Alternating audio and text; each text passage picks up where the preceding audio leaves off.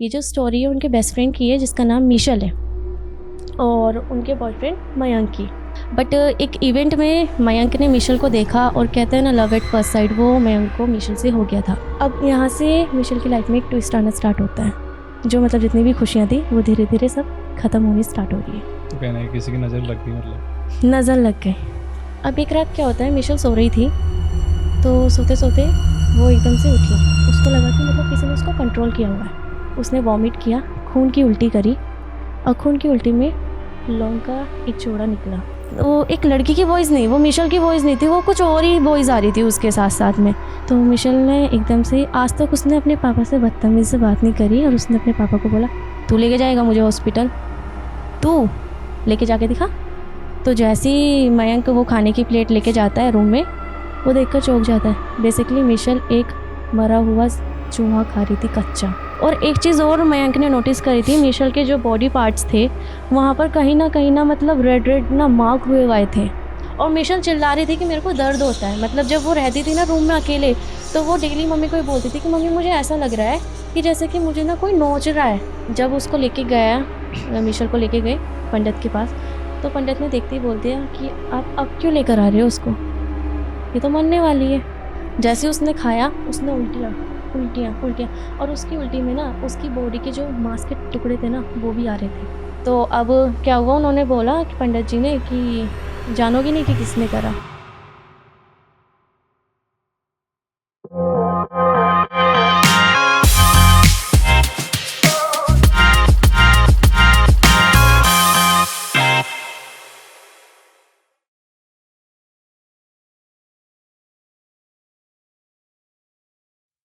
Hey guys, welcome back to our show the talk table. और आज के podcast में हमारे साथ हैं निधि शर्मा। इनके साथ कुछ ऐसा नहीं हुआ हॉरर, बट इनके सीनियर्स ने इन्हें कुछ बताया है हॉरर स्टोरीज जो इनके नॉन में किसी के साथ हुआ है, रियल इंसिडेंट। तो आज हम उसके बारे में इनसे बात करेंगे। तो निधि, कैसी है आप? मैं एकदम अच्छी हूँ। तो निधि जी, आपका बहुत बहुत स्वागत है हमारे चैनल में। Thank you so much. तो जैसे आप बता रही थी कि कुछ हॉरर स्टोरीज थी आपके सीनियर्स ने आपके जो बताई थी, तो मैं चाहूँगा कि आप हमारी ऑडियंस को भी उनके बारे में बताएं थोड़ा। क्यों नहीं, ज़रूर। तो विशाल, ये जो स्टोरी है वो मेरी नहीं है। हम लोग अभी, we are a law student, तो हम लोग अपना इंटर्नशिप के लिए गए हुए थे।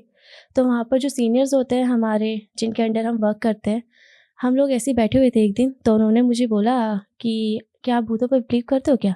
मैं कहा नहीं, देखो we are a law student, हमको तो प्रूफ पे बिलीव होता है, आप प्रूफ लाइए हम बिलीव करेंगे। तो उन्होंने बोला कि नहीं, पहले हम भी नहीं करते थे इस चीज़ पर बिलीव, बट मेरी बेस्ट फ्रेंड के साथ जो हुआ उसको देखकर कोई भी बिलीव करेगा। तो उन्होंने हमें अपना स्टोरी सुनाया। ये जो स्टोरी है उनके बेस्ट फ्रेंड की है जिसका नाम मिशेल है और उनके बॉयफ्रेंड मयंक की। बेसिकली जो मिशेल थी ना वो मेरठ से बिलोंग करती थी और जो मयंक था वो दिल्ली से था। तो मैं पहले आपको मयंक का एक बैकग्राउंड बता देती हूँ। मयंक जो है वो अच्छी खासी एक लॉ फैमिली से बिलोंग करता है। उसके पेरेंट्स लॉयर है, उसके जो गार्जियंस है वो भी लॉयर है और वो भी एक लॉ कॉलेज में ही था। और वो थोड़ा प्ले बॉय टाइप का था, मतलब उसके लिए डेटिंग वगैरह ये सब एक चीज़ नॉर्मल थी और वो मतलब ऐसे प्यार व्यार के चक्कर में नहीं था। और अब मैं आपको अगर मिशेल का बैकग्राउंड बताती हूँ। मिशेल एक रिच फैमिली से तो नहीं और ना ही एक पुअर से, एक एवरेज फैमिली से बिलोंग किया करती थी और वो अपनी फैमिली की एक फर्स्ट लॉयर बनने वाली थी। आफ्टर 12th उसने यही सोचा था कि मेरे को लॉ करना है और मेरे को लॉयर बनना है। तो उसने अपने पेरेंट्स से बोला कि मुझे लॉ कॉलेज में एडमिशन कराइए। तो उनके पेरेंट्स ने मयंक के ही कॉलेज, जो लॉ कॉलेज था, उसमें एडमिशन करा दिया। अब वहाँ पर मिशेल का ये था कि मिशेल अपनी फैमिली की एक अकेली बेटी थी, एक उनका भाई था। तो उनके लिए कोई ऐसा बड़ा काम नहीं था, वो उसके ना सपोर्ट में रहते थे। उसके पेरेंट्स ऐसा नहीं कि भाई आप फ्रीडम नहीं दे रहे हो, वो था कि मिशेल का जो ड्रीम है वो उसके पेरेंट्स का और उसके भाई का ड्रीम है। मिशेल के साथ ये था। तो ना कोई बाउंड्रीज़, जैसे कि मैं आपको बताऊँ मिशेल मेरठ से ही बिलोंग करती थी और जो मयंक था वो दिल्ली से ही था। जब मिशेल कॉलेज में गई, फर्स्ट ईयर की मिशेल थी और जो मयंक था वो फोर्थ ईयर का था। तो फर्स्ट ईयर में ऐसा कुछ उनका मतलब ना कोई आई कांटेक्ट, कुछ नहीं, मिले भी नहीं थे वो लोग। बट एक इवेंट में मयंक ने मिशेल को देखा और कहते हैं ना लव एट फर्स्ट साइट, वो मयंक को मिशेल से हो गया था। जब मयंक को मिशेल से ये हुआ, प्यार हुआ, तो बस ये था कि मयंक को और कोई लड़की नहीं चाहिए, मिशेल चाहिए मयंक को उस टाइम पर। तो उसने जितना भी अपना प्ले बॉय टाइप के, जैसे उनकी सारी एक्टिविटीज़ थी, दारू पीना, लड़की के साथ घूमना, सब वो छोड़ चुका था। बस उसको एक चाहिए था कि मुझे बस मिशेल पे फोकस करना है और मुझे उसको कन्विंस करना है कि वो मेरे साथ रहे। उसने मिशेल को प्रपोज़ किया कुछ टाइम के बाद। मिशेल ने मना कर दिया कि नहीं, मुझे इन सब चीज़ों में इंटरेस्ट नहीं है और आप अपना किसी और को देखिए। अब मैं आपको बताती हूँ मिशेल का थोड़ा एक और बैकग्राउंड मैं आपको बताना भूल गई। जो मिशेल है, उसकी कज़न सिस्टर है, उसके पेरेंट्स काफ़ी स्ट्रिक्ट है। चाचा चाची जो मिशेल के हैं वो स्ट्रिक्ट है, और जो मिशेल की सिस्टर है उसको काफ़ी मतलब बाउंड्रीज़ में बांध के रखते हैं कि नहीं तुम्हें ये नहीं करना। बट मिशेल का अपोजिट है, उसके पेरेंट्स उसको फुल सपोर्ट करते हैं। और मिशेल की एक बेस्ट फ्रेंड थी, जो मिशेल और मिशेल की बेस्ट फ्रेंड रितु दोनों कॉलेज में साथ में गए थे पढ़ने के लिए दिल्ली। तो एक अच्छा बाउंडिंग था क्योंकि वो स्कूल से साथ में थे और फिर कॉलेज में भी साथ में रहे। तो मिशेल ने अपनी फ्रेंड को बताया कि भाई हमारे कॉलेज का जो फेमस लड़का है मयंक, उसने मुझे प्रपोज़ किया है और कहता है कि मुझे शादी करनी है, ना मुझसे तुम डेट करो, शादी भी करना चाहो तो मैं एग्री हूँ। तो उसकी दोस्त ने मना करा कि उसको पता था कि वो लड़का कैसा है, क्योंकि जो मिशेल की फ्रेंड थी रितु, वो सोशल लाइफ में काफ़ी ज़्यादा एक्टिव थी एज़ कम्पेयर दैन मिशेल। तो उसने मना कर दिया कि नहीं तू मत जा उसके पास, वो लड़का ठीक नहीं है। मिशेल ने कहा ओके, जब उसकी दोस्त ने बताया तो कुछ सही बताया होगा। बट मयंक उस टाइम पर काफ़ी ज़्यादा चेंज हो चुका था। उसको ये था कि बस एक बार मिशेल मान जाए और मैं उसके साथ टाइम स्पेंड कर सकूं, मैं उसके साथ लाइफ अपनी आगे जी सकूं। मुझे अब ये सब चीज़ें नहीं चाहिए। उसने ये भी सोच लिया था कि बस मैं अपनी लॉ पे ही फोकस करूँगा, ये सब जितने भी मज़े थे मैं सब छोड़ दूँगा, मुझे सिर्फ मिशेल ही दिला दो और कुछ नहीं चाहिए। मतलब होता है ना कि एक पागल प्रेमी वो बिल्कुल ऐसा बन चुका था उस टाइम पर मिशेल के लिए। अब वो दोबारा मिशेल के पास आया, उसने मिशेल को प्रपोज़ किया, मिशेल ने मना कर दिया। तो मयंक ने रितु से बात करी। टाइम प्रपोज किया था उसने? हाँ, मिशेल को उसने सेकंड टाइम प्रपोज़ किया। तो उसके साथ रितु थी उसकी फ्रेंड। तो मयंक ने रितु से बोला कि तुम बात करो ना उससे, क्योंकि हमेशा लड़की अपनी दोस्त की तो ज़रूरी सुनेगी। तो उसने कहा कि क्यों मैं बात करूँ, तुम्हारा कैरेक्टर ही ऐसा है और वो लड़की बहुत अच्छी है, तो तुम उसके पास मत जाओ, उसकी लाइफ बर्बाद हो जाएगी। उसने कहा नहीं, मैं कम्प्लीटली चेंज हो चुका हूँ, प्लीज़ एक बार बात कर लो। तो रितु को लगा कि हाँ भाई करनी चाहिए बात, जब लड़का कह रहा है। तो रितु ने बोला तो एक बार ना इसको ऑब्जर्व करना स्टार्ट कर, अगर तुझे लग रहा है ये चेंज हो गया है तो तू हाँ कर दे। उसने कहा ठीक है। अब रितु ने काफ़ी टाइम तक ऑब्जर्व किया, उसको लगा कि भाई लड़का सच में ही बदल गया है। तो दोनों रिलेशनशिप में आ गए कि हाँ भाई ठीक है, मैं रिलेशनशिप में आने के लिए रेडी हूँ। अब वो दोनों रिलेशनशिप में आ गए, काफ़ी अच्छी उनके मोमेंट्स थे। कहीं जा रहे हैं, मूवी देखने जा रहे हैं, साथ में जा रहे हैं। एक दोनों ही सेम फील्ड के थे लॉ के, तो कोर्ट में जा रहे हैं प्रैक्टिस करने के लिए, साथ में जा रहे हैं। कोर्ट से प्रैक्टिस के बाद मूवी देखने चले गए, डिनर करने चले गए। क्योंकि मिशेल मेरठ की थी तो वो वहाँ बाहर रहती थी, तो उसको भी ऐसा कोई ये नहीं था कि पेरेंट्स आए जाएंगे, कुछ ऐसा कोई नहीं था। सब एकदम बढ़िया चल रहा था। धीरे धीरे मिशेल अपनी फ्रेंड को भी लेके जाने लगी साथ में कि तू भी चला कर, तू हॉस्टल में क्या, तू तो बोर हो जाएगी हॉस्टल में, तू मेरे साथ चला कर। तो मिशेल ने कहा ठीक है चल रितु। अब मिशेल ने रितु को कन्विंस तो कर लिया जाने के लिए। अब उसको ये नहीं पता था कि वो जो कर रही है वो अपने पैर पे कुल्हाड़ी मारने वाली बात कर रही है। जब साथ में तीनों जाने लगे तो रितु को भी मयंक पसंद आने लगा, क्योंकि मयंक का बिहेवियर बहुत ही ज़्यादा चेंज हो चुका था। रितु के लिए केयर करना, उसके लिए उसकी केयर करना, उसको प्रोटेक्ट करना, एवरीथिंग वो रितु को भी पसंद आने लगा। अब तो रितु ये चीज़ पहले से थी रितु के साथ या फिर नहीं, अच्छा बाद में जब ये क्या हुआ था कि जब मिशेल ने रितु को बोला ना कि साथ में चलो, हमारे साथ चला करो, तुम हॉस्टल में अकेली रहती हो, तो वो था कि जब साथ में घूमना स्टार्ट किया, टाइम स्पेंड किया, तो होता है ना कि यार ये कितना हाँ बॉन्ड वगैरह बने, हाँ होता है ना कि क्या बोलते हैं, ये कितना अच्छा लड़का है, काश मेरा भी बॉयफ्रेंड ऐसा होता। और रितु का कोई बॉयफ्रेंड नहीं था, वो भी सिंगल ही थी। तो मिशेल उसकी गर्लफ्रेंड थी और रितु उसकी फ्रेंड हाँ, थी। अब उसके फ्रेंड को भी उसका ही बॉयफ्रेंड पसंद आ गया। बात यहाँ पर ये हो गई। अब उसने मिशेल को नहीं बताया और ना ही उसने मयंक को बताया। अब मयंक का क्या था कि अच्छा खासा रिलेशनशिप चलने लगा। 1 साल के बाद जो रितु की सिस्टर थी अंजलि, उसका भी 12th पास आउट हुआ और उसको भी मतलब उसने बोला अपने पेरेंट्स से कि मुझे भी लॉ करना है दीदी की तरह और प्लीज़ मुझे भी भेज दो दिल्ली। तो उसके पेरेंट्स ने कहा हमारे मतलब जो रितु की चाचा चाची थे वे गांव में रहते थे, तो वहाँ पर मतलब अलाउ नहीं था कि भाई तुम किसी और स्टेट में भेजो बच्ची को पढ़ने के लिए, यहीं कराओ जो भी कराना है। और मेरठ में उन्होंने एग्री करने से मना कर दिया पढ़ने के लिए कि मैं तो दीदी के पास, अंजलि ने मुझे तो दीदी के पास ही जाना है पढ़ने के लिए। अब अंजलि ने अपनी बहन मिशेल से कहा तुम बात करो ना दीदी, आपकी तो बात सुन लेंगे। तो अंजलि ने अपने पेरेंट्स से, वो क्या बोलते रितु मिशेल ने अपने पेरेंट्स से बोला कि आप बात करो चाचा चाची से और अंजलि का एडमिशन भी दिल्ली में करा दो। अब मिशेल के पेरेंट्स ने बात करी और अंजलि के पेरेंट्स एग्री हो गए कि ठीक है चलो भेज दो। ये तीनों दोस्त हैं, ये भी ऋतु है मिशेल की फ्रेंड, और ये भी तीनों लड़के-लड़के हो लड़कियां एक जाएगी। साथ ही रहेंगी। हाँ, लड़के-लड़के हो तो जाएगी। वो है कि हमें कोई टेंशन की बात नहीं है, सारे साथ में रहेंगे तो कोई दिक्कत भी नहीं होगी इन लोगों को। अब सब ठीक है, मिशेल ने बुला लिया अपनी बहन अंजलि को। अब क्या हुआ, मिशेल ने अपने बॉयफ्रेंड को अंजलि को भी इंट्रोड्यूस कराया। और आप नहीं यकीन मानोगे, अंजलि को भी पहली नज़र में मयंक पसंद आ गया। क्यों? उसका एक लॉजिक है, मयंक एक परफेक्ट बंदा था, प्लेबॉय भी था। वो सुधर चुका था, वो सुधर चुका था। अब नहीं है, वो अब सुधर चुका है। तो क्या था कि मिशेल ने जिस बंदे को पसंद किया, जिस लड़के को पसंद किया, वो एकदम परफेक्ट था, जैसे एक लड़की का ड्रीम होता है। अच्छा खासा फाइनेंशियल प्रॉब्लम भी नहीं थी, फैमिली पूरी लॉयर्स की थी। तो दूसरी थिंग्स की भाई केयरिंग, प्रोटेक्टिव, सब चीज़। और सबसे बड़ी बात जो एक लड़की कभी रिलेशनशिप में आना चाहती है कि शादी करेगा, और वो सच में ही शादी करने के लिए एग्री था। वो मिशेल को फोर्स करता था 3rd ईयर में आते उसके कि भाई तू बात कर अपने पेरेंट्स से कि हम लोगों को शादी करनी है। पर मिशेल थोड़ा टाल रही थी कि भाई मेरी भी ग्रेजुएशन कंप्लीट हो जाए और इसका भी अपना इंटर्नशिप कंप्लीट होने वाला है, 5th ईयर उसका कंप्लीट होने वाला है, और फिर ये भी सेटल हो जाएगा तो फिर टेंशन ही नहीं है, तब बात करेंगे।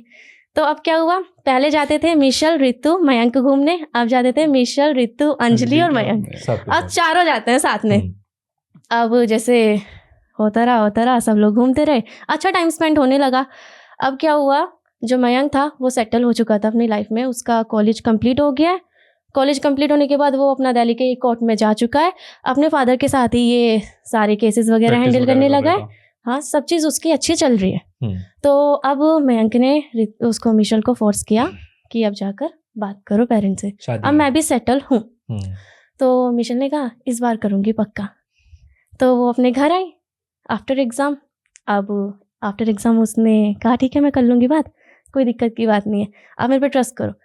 अब मिशेल ने उस बार बात नहीं करी क्योंकि उसकी दोस्त ने मना कर दिया, ऋतु ने, कि अभी बात मत कर, अभी वो सेटल ही हुआ है, उसको अच्छे से टाइम देने दे, लड़के तो करते ही हैं ऐसे, तू मत ध्यान दे, अभी थोड़ा टाइम दे।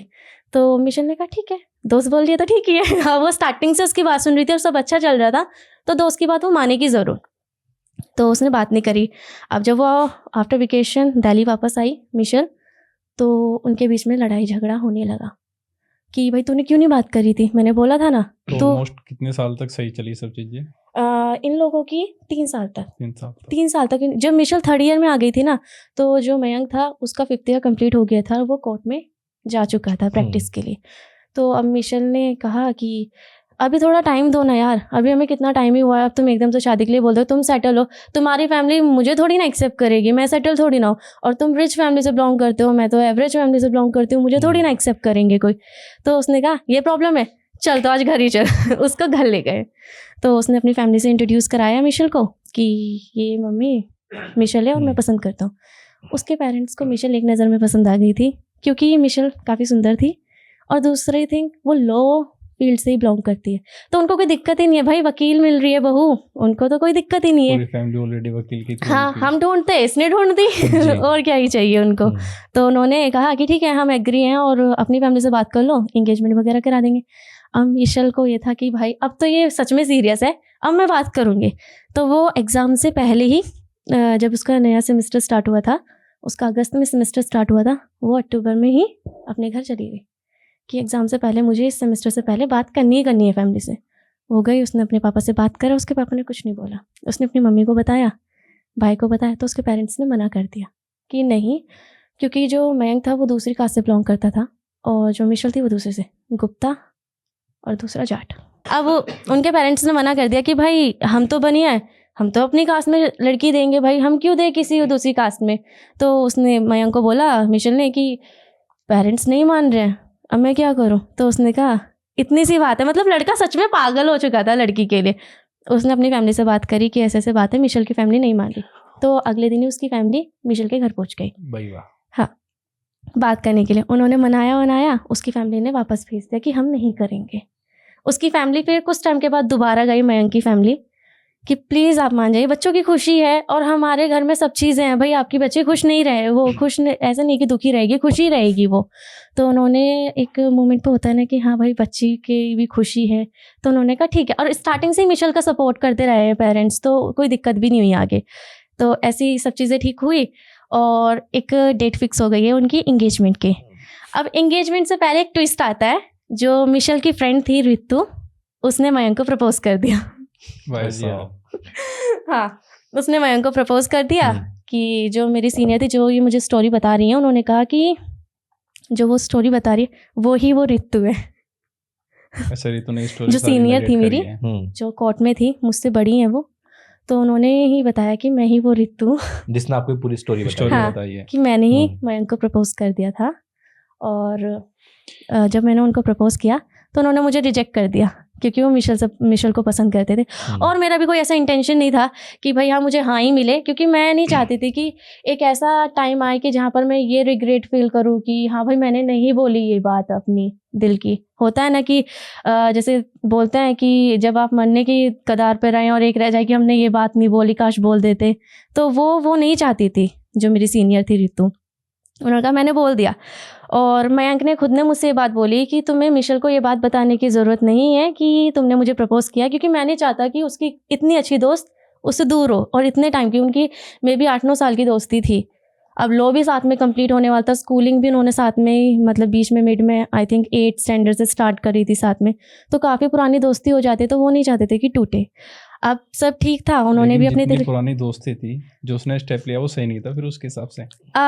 उनका एक अपना व्यू पॉइंट है। उन्होंने भी, मुझे लगता है कि उनकी भी एक बात ठीक है कि उन्होंने अपने दिल की बात बोल दी कि वो आगे जाके भाई आगे मूव ऑन करे और एक बंदे पे ना टिका रहे, रिग्रेट ना करेगा। रिग्रेट ना करे। वरना होता है ना कि इसकी शादी तोड़वा देती हूँ, वो करवा देती हूँ, हाँ। वो नहीं करना उसने चाहती सिर्फ थी। बात हाँ, बोली। उन्होंने सिर्फ अपने दिल की बात बोली और उन्होंने खुद ने ये बात बोली थी कि मुझे कोई फर्क नहीं पड़ता कि हाँ करते या ना करते, बस मुझे बोलना था जाकर कि भाई हाँ मैं वो पसंद एक ही करती हूँ। दिल की बात निकालनी थी एट द एंड। हाँ, दिल की बात निकाल दो और बात खत्म। इतना चलता है यार, ठीक है। इतना, और अंडरस्टैंडिंग था, मयंक भी काफ़ी अंडरस्टैंडिंग था, तो कोई दिक्कत की बात भी नहीं थी वहाँ पर। तो अब वो लोग आ गए, अपना मेरठ में आ गए, सारा अपना उनको इंगेजमेंट वगैरह करना था। तो इंगेजमेंट की डेट फिक्स हुई और इंगेजमेंट नवरात्र के आसपास उन्होंने कराए थे। अब इंगेजमेंट हो गई है, सब चीज़ एकदम अच्छी चल रही है। फैमिली ने कहा भाई आप अपना कॉलेज जाओ अब दोबारा, और आपकी शादी, और उनकी शादी भी ना 3 महीने के बाद ही हो रही थी, मतलब मिशेल की ग्रेजुएशन से पहले, क्योंकि मयंक काफ़ी एक्साइटेड था कि मुझे शादी करनी है, शादी करनी। उसको ये था कि कहीं मुझे छोड़ ना दे, अब कहीं मुझे छोड़ ना दे।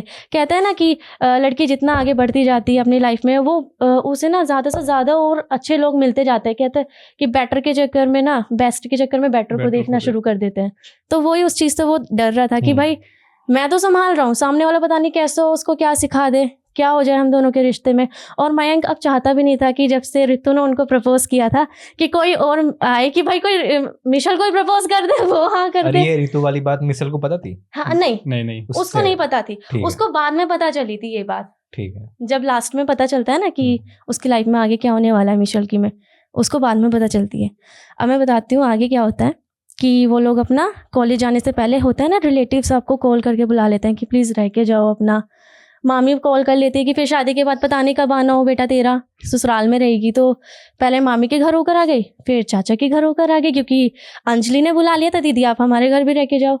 अब ये दिन था दिवाली का दिन, जब वो मिशेल अपने चाचा के घर से आ रही थी, अंजलि के साथ ही आ रही थी। ये मेरठ की बात है? हाँ, मेरठ की बात है। तो वो जब आई अपने घर, तो पहले उसने बोला कि चलो एक काम करते हैं, रितु से भी मिलकर जाते हैं और रितु को भी साथ में घर लेके चलते हैं, दिवाली शाम में वहीं पर सेलिब्रेट करेंगे। तो उसने कहा हाँ, अंजलि ने ठीक है चलते हैं दीदी, क्योंकि भाई उनके तीनों के बीच बहुत अच्छी बॉन्डिंग थी। एक होता है ना, मतलब फ्रेंड की जगह वो अपने उसको ना सिस्टर मानती थी रितु को, मिशेल। तो वो घर वर गए। अब शाम में दिवाली भी सेलिब्रेट वगैरह हो गई, अच्छे से हो गई। अब यहाँ से मिशेल की लाइफ में एक ट्विस्ट आना स्टार्ट होता है, जो मतलब जितनी भी खुशियाँ थी वो धीरे धीरे सब खत्म होनी स्टार्ट हो रही है। तो कहना है किसी की नज़र लग गई, मतलब नज़र लग गई, और किसी अपने की ही नज़र लग गई। अब रितु, वो मिशेल का क्या था, मिशेल धीरे धीरे अपना वो दिल्ली जा चुकी है, अपना कॉलेज कंटिन्यू कर चुकी है कि भाई एग्ज़ाम कर कर सीधा शादी की प्रिपरेशन स्टार्ट कर देंगे। तो रितु ना धीरे धीरे क्लासेस में आना बंद कर चुकी है, क्लासेस में नहीं आती। मयंक कॉल करता है, कॉल पिक नहीं करती है।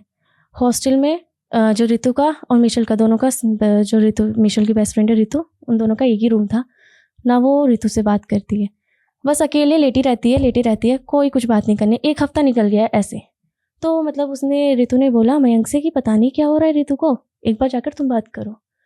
उसने ऋतु को बोला मयंक ने कि तुम एक काम करो, मिशेल को लेकर आओ, मैं बात करता हूँ, मेरा फ़ोन क्यों नहीं पिक कर रही है, क्लासेस क्यों नहीं ले रही है, क्योंकि एग्ज़ाम्स भी सर पर थे। और जो मिशेल थी ना वो स्टडीज़ को लेकर बहुत ज़्यादा अवेयर थी, उसको स्टडीज़ चाहिए ही चाहिए, उसको मयंक नहीं चाहिए स्टडी दे दो। उसका साथ ये था कि उसको स्टडीज़ चाहिए, उसका एक लाइफ का पहला गोल था कि उसको लॉयर बनना है, एक अच्छा लॉयर। तो वो मयंक के पास लेकर आई मिशेल को ऋतु। तो मिशेल ने कुछ नहीं कहा, मिशेल ने कहा कि मुझे अभी कुछ टाइम चाहिए सोचने के लिए, और कुछ नहीं बोली, अब चली गई। अब मयंक का यहाँ दिमाग खराब कि भाई किस सोचने के लिए बात कर रही है यार, ये शादी तो नहीं तोड़ देगी। इतना कहकर वो नेक्स्ट डे ना मेरठ वापस आ गई। अब वो घर पे रहती, किसी से ना कुछ बात करे, ना ऋतु से कांटेक्ट करे। ऋतु दिल्ली में, उसकी बहन अंजलि दिल्ली में, और वो घर में ही रहती है, अंदर ही अंदर एक ही रूम में, और वो बाहर नहीं आ रही है। किसी को कुछ नहीं पता कि भाई क्यों नहीं आ रही है, क्या बात हो गई है। पूछे पेरेंट्स तो कहती है कि मैं थकी हुई हूँ और मुझे थोड़ा टाइम चाहिए। हर किसी को बोले मुझे थोड़ा टाइम चाहिए, तो कोई नहीं समझा। सबको लगा कि अचानक से एंगेजमेंट भी हो गई है और फिर एकदम से शादी का प्रेशर है, स्टडीज़ का प्रेशर है, शायद है कि थोड़ा सा हो जाता है, बच्चा परेशान हो जाता है। और मिशेल की इतनी एज भी तो नहीं थी, 21। तो होता है कि हाँ भाई थोड़ा नर्वस हो रही है, समझ नहीं पा रही है कि मैंने जल्दी में डिसीज़न लिया है तो सही लिया है गलत। तो सबने कहा टाइम दो उसको, आराम से धीरे धीरे हो जाएगी ठीक।